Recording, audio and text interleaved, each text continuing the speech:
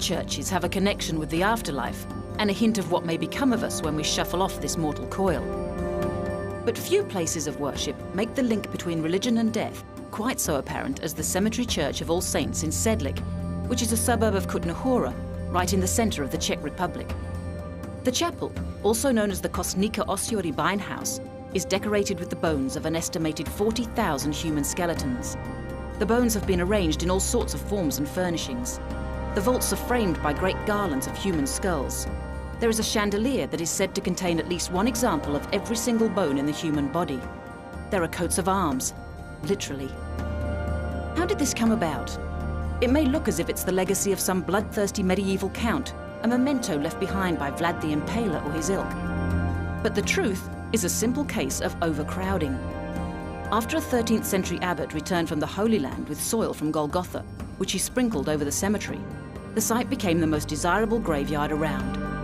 Many skeletons were exhumed to make room, and the resulting pile of bones was eventually put to ornamental use by the monks.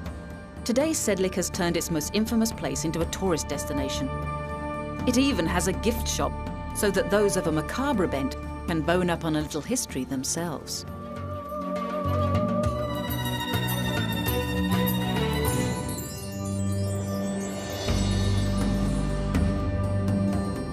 "875 South Bundy Drive, Brentwood, Los Angeles. This was the home where, on the 12th of June 1994, Nicole Brown Simpson was found murdered, along with her friend Ronald Goldman. Goldman was on a visit to return Nicole's mother's sunglasses, which had been left in the restaurant where he worked. Nicole's ex-husband, football legend, sports commentator, and sometime movie star Orenthal James Simpson, known to the world as OJ, was arrested and tried for the two murders. But not before a slow-speed police chase of Simpson on Interstate 405, following his failure to turn himself in, and the release of a letter he wrote to the media denying involvement in the crimes, but suggesting he was considering suicide. 4 days after the chase, Simpson appeared in court for his arraignment and pleaded not guilty to the two murders. The following trial lasted for 9 months and attracted so much global publicity that it was dubbed the trial of the century. The court case made many of the people involved in it familiar figures. The judge, Lance Ito, found himself the subject of television comedy parodies. Prosecutor Marsha Clark and leading member of the defense team, Johnny Cochran, also found themselves in the spotlight. Although there was a great deal of DNA evidence against Simpson, in the end it seemed as if the prosecution's case rested on its ill-advised choice of having Simpson try on one of the blood-soaked gloves implicated in the murders. Perhaps it had shrunk due to the blood or following a freezing and thawing process. Perhaps it is true that Simpson had stopped taking arthritis medication, resulting in a swelling of his joints. Or maybe he simply wasn't guilty. Whatever the reason, the glove clearly did not fit, and the jury took only 3 hours of deliberation before acquitting him on both charges. Amidst talk of a racially charged issue, mishandling by the prosecution, and a stunned reaction from relatives of the murder victims, Simpson walked away a free man. As to count one, is this your verdict? Any reaction? No comments. However, in February 1997, the case took an even more bizarre turn when a civil jury in Santa Monica found Simpson guilty of the wrongful death of Goldman, as well as battery against both Goldman and Nicole Simpson. And the file is still not closed. A body of evidence now suggests Simpson's son Jason from his first marriage was the real murderer. He was 24 at the time of the murders and had a history of rage-filled psychotic episodes. And controversy flared again when Simpson attempted to publish a book called If I Did It in 2006, another twist in the long and tawdry drama surrounding the murders at South Bundy Drive.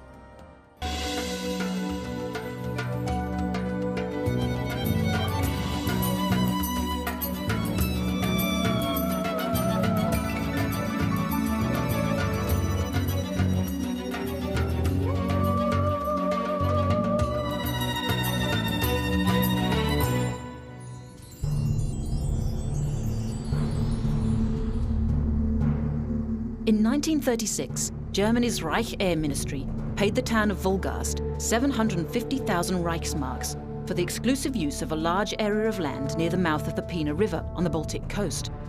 2 years later, it had nearly completed a facility which included an army research center and a Luftwaffe test site.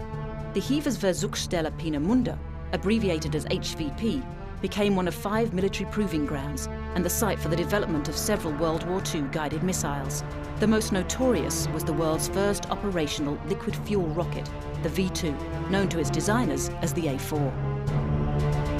The V2 rocket was the progenitor of all modern rockets and a direct forerunner of the Saturn V moon rocket.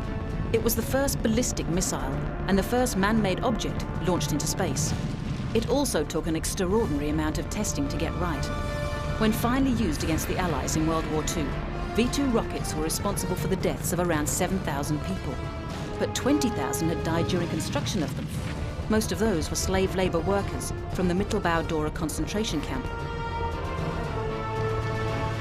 As Roy Irons pointed out in his book, Hitler's Terror Weapons, however, by 1943 the Germans were doing so badly in the war that Hitler was determined to press on with testing the weapon in order to build German morale and show his troops the war was still winnable.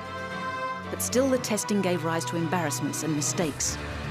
In April 1943, the commander of the SS, Heinrich Himmler, came to Peenemünde with the intention of taking control of the research and development program in order to expand his power base. But before he could indulge in the inevitable power play with the leaders of the program, Walter Dornberger and Werner von Braun, a faulty test saw one of the rockets land on Himmler's own plane, and it was back to the drawing board for the rocket once again. From the original missile design to the day the V2s were finally put into production, 65,000 changes were made. In August 1943, the Allied forces bombed Peenemünde, causing disruption and the loss of several months of development. The main production of V2s was moved to the underground Mittelwerk factory near Nordhausen. War shortages also had an effect. Testing had begun in March 1942, but unexplained in-flight disintegrations resulted in an 80% failure rate. There was a veritable litany of errors, such as rockets exploding at liftoff, noses breaking off, and steam generators misbehaving.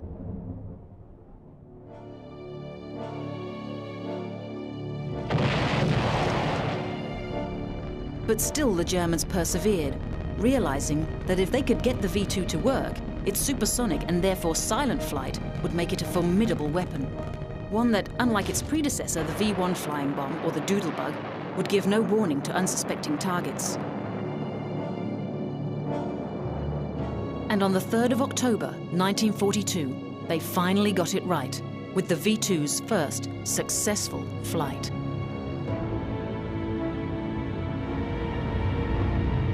Just over 6,000 V2s were built, and as many as 3,225 were launched against Allied territory, beginning in September 1944, with attacks on the recently liberated Paris. Other targets included Belgium, England, and the Netherlands, with Antwerp and London being the hardest hit. Around 2,700 civilians were killed in London, with the last British civilian to die being 34-year-old Mrs. Ivy Millichamp at her home in Orpington. Despite this, overall the V2 lacked effectiveness. Its guidance systems weren't sophisticated enough. At $2 billion US, the program was extremely expensive, and basically it all came too late. What the program did do, though, was to lay the foundations for the space race that would take off only a few short years later.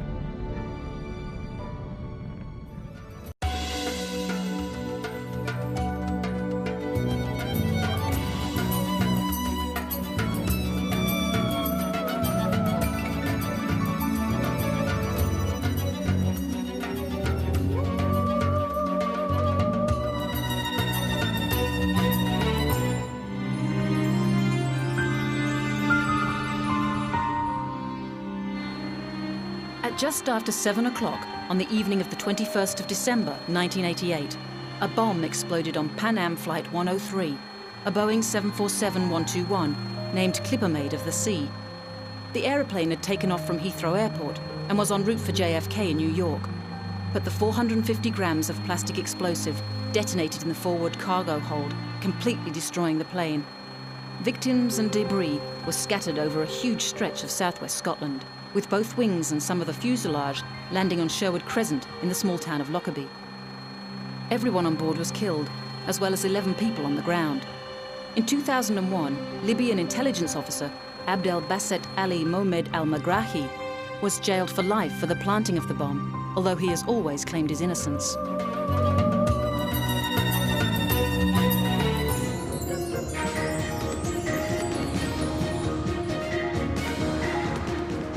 In a city full of recognisable landmarks, the Tower of London still stands out as one of the most historical and fascinating buildings in the English capital. Situated on the north bank of the River Thames, not far from Tower Bridge, its full title is Her Majesty's Royal Palace and Fortress, the Tower of London. The most familiar part of the building is the original White Tower, the square fortress constructed by William the Conqueror in 1078. Today, the tower is first and foremost a tourist destination, famous for its yeoman warders, or beefeaters. They have patrolled the grounds since 1485, when first installed as Henry VII's bodyguards.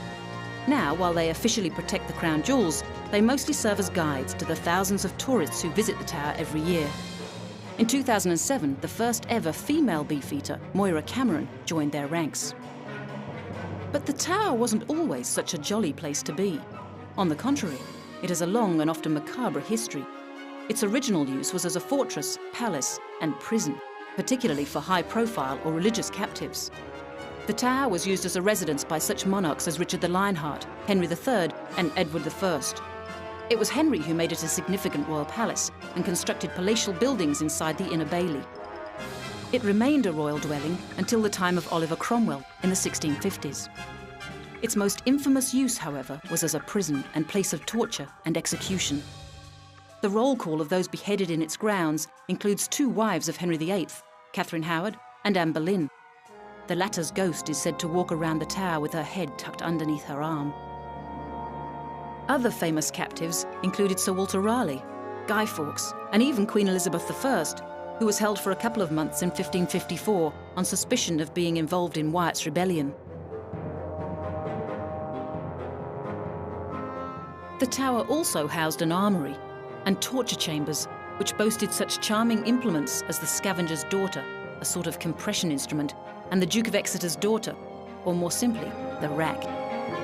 And while they may not have been acquainted with either of these two horrific daughters, the princes in the tower almost certainly suffered within its walls. Placed there by their uncle Richard III, the two young sons of Edward IV were declared illegitimate by an Act of Parliament, and then simply never heard of again.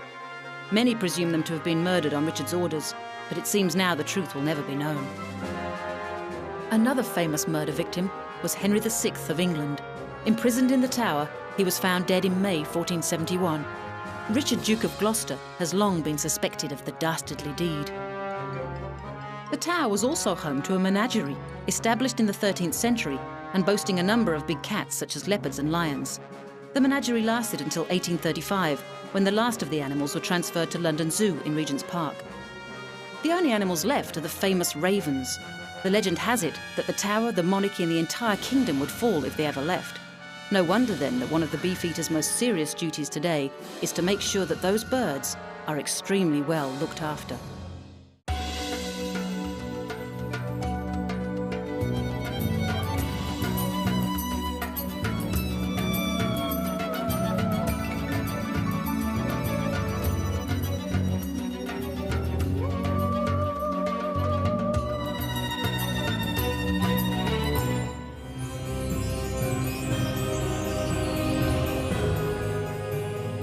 Does the name Bucks Row mean anything to you? How about the name of the person most commonly associated with it, Jack the Ripper? This is Whitechapel, the area in the East End of London where a number of women working as prostitutes were mutilated and murdered in the latter half of 1888. To this day, there remains much debate about not only who Jack the Ripper really was, but which of the women in the Whitechapel murders were actually his victims. Out of the 11 or so bodies, though, there is a group called the Canonical Five. Mary Ann Nichols, nicknamed Polly, was the first of these, killed on the 31st of August, 1888. Her body was discovered in the early hours of the morning on Bucks Row. Bucks Row, which has since been renamed Durward Street, was a back alley in Whitechapel, a couple of 100 metres away from the London Hospital. Some of the original buildings and brickwork still exist today, including the low brick wall stretching east from the board school, where Polly's body was found. For those of a strong disposition, you can still trace the Ripper's steps today, with various guided tours and excursions around the sites of the murders. Number 2 of the canonical 5 was Annie Chapman, who also had a nickname, Dark Annie. She was found on the 8th of September, dead in a backyard in Spitalfields, with her uterus removed. Throughout the police investigation, a huge number of letters were sent to the police. Most of them were declared hoaxes, but there were a handful that the police took more seriously. The first of these was the Dear Boss letter, received on the 29th of September. It was the first time the serial killer signed himself Jack the Ripper, and also referred to clipping a lady's ears off, which rang alarm bells the very next day. The 30th of September was the day that became known as the double event, because within the space of 24 hours, 2 mutilated bodies were discovered by police. Victim number 3 was Elizabeth Stride, also known as Long Liz. The Swedish-born 43-year-old was found in the early hours in Dutfield's yard off Berner Street. Like Bucks Row, Berner Street was also renamed to play down the ghoulish connotations. Catherine Eddowes was a bit different. Her body was found outside of Whitechapel, in Mitre Square in the City of London. This was the furthest west of all the murders, and the fact that she was found on the same day as Elizabeth Stride has made some ripperologists, as those who study the case are called, claim her murder as proof that there wasn't just one ripper, but at least 2 killers at large at the same time.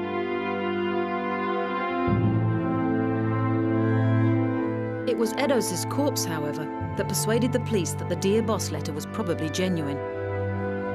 As well as missing a uterus and a kidney, she was found with one ear severed. It was this kind of mutilation that led people to suspect that the killer may be a surgeon or a butcher.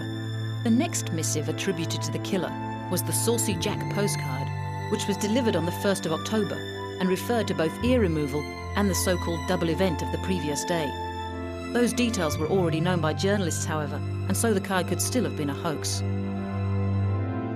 With such widespread publicity and reporting of the murders, citizens were understandably nervous, and one of them, George Lusk, led the Whitechapel Vigilance Committee to patrol the streets at night.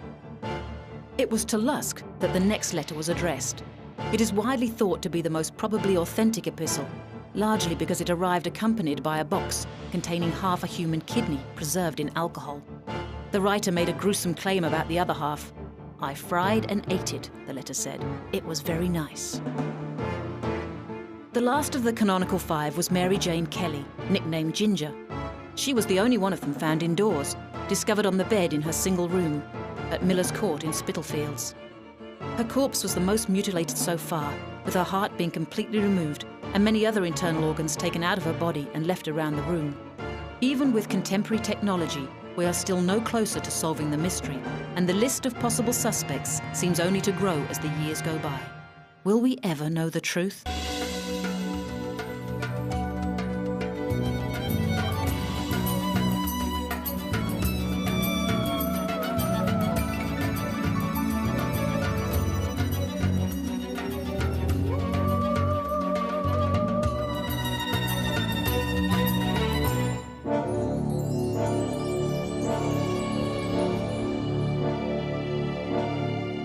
Fidel Castro came to power in Cuba in 1959, having led the revolution which overthrew the dictator Batista.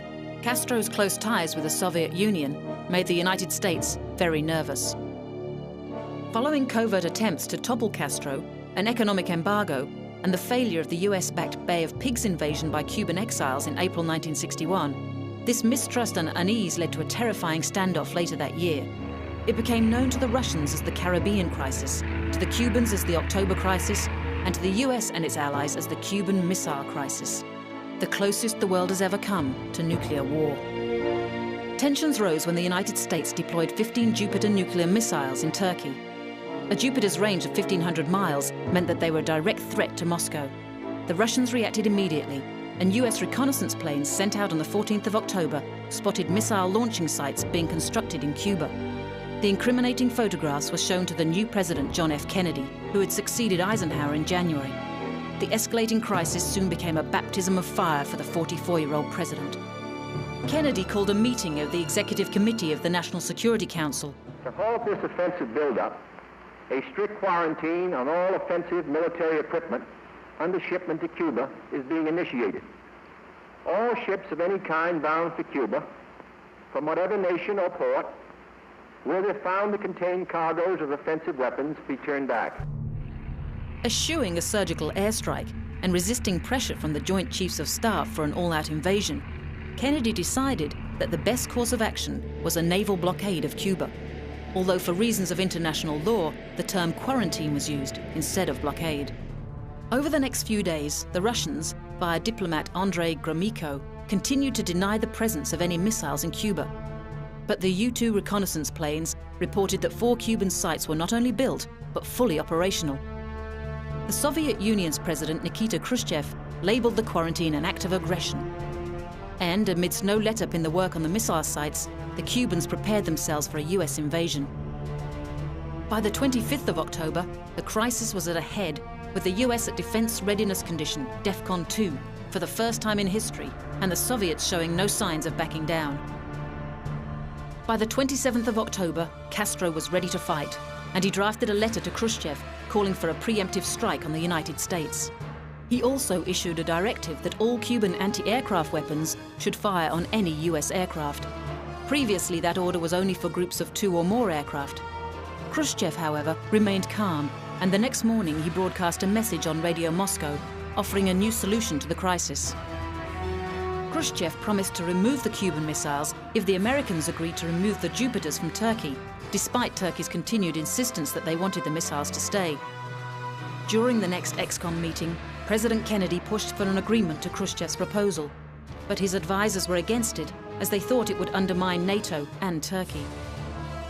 Around midday on the 27th, a US Lockheed U-2 plane was shot down in Cuba, adding to the tension. But Kennedy, despite earlier promising to launch an attack if that happened, held tight. By the end of the day, the US had drafted a letter to the USSR suggesting that they remove the weapons system from Cuba in exchange for the US removing the naval quarantine and promising not to invade Cuba. No mention was made of Turkey, but there was an unofficial agreement that the weapons in Turkey would be voluntarily dismantled after the standoff was resolved.